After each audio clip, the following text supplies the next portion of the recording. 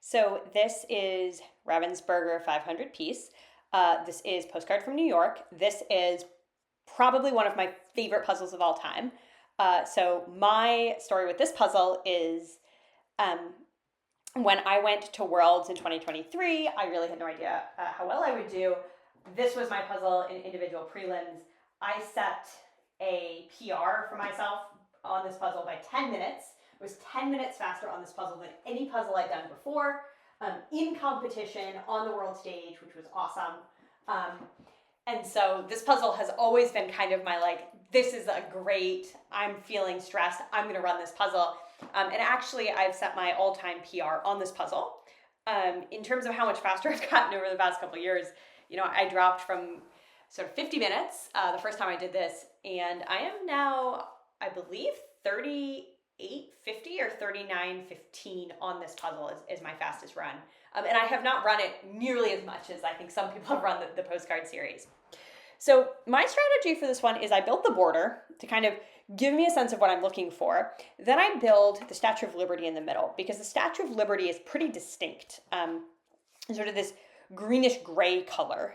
So easy to pull the pieces and build it in the middle. After that, I pull what I can see in terms of other chunks. So the stamp on the upper left-hand side and the postmark as well. Once I've gotten those built, I can kind of see other chunks that I need to pull and build. One of my problems is that if I don't keep myself to say chunk, build, I will jump from chunk to chunk, especially as I start to panic or as I feel like I'm not going quickly enough. And so it's really important for me to know, okay, chunk. And so what's great about this puzzle is it chunks really well. There are lots of pretty distinctive chunks that you can look at and say, I'm going to go build this next, or I'm going to go build this next. And so what I'm doing now is I'm trying to move down to some of the buildings below, but I'm doing a little bit of jumping around, which is not ideal. So you can see the buildings on this puzzle I usually leave towards the end. They're sort of a greenish gray that all kind of blend together. I find them harder to put together than the other stuff, which is bright colors with very distinctive patterns. So in this particular run, my mistake is sort of up towards the top. You can see there's a spot of bright color that I haven't built, but I'm sort of half building these buildings at the same time, which doesn't make any sense. I need to be focusing on one or the other and abandoning whichever one isn't working. So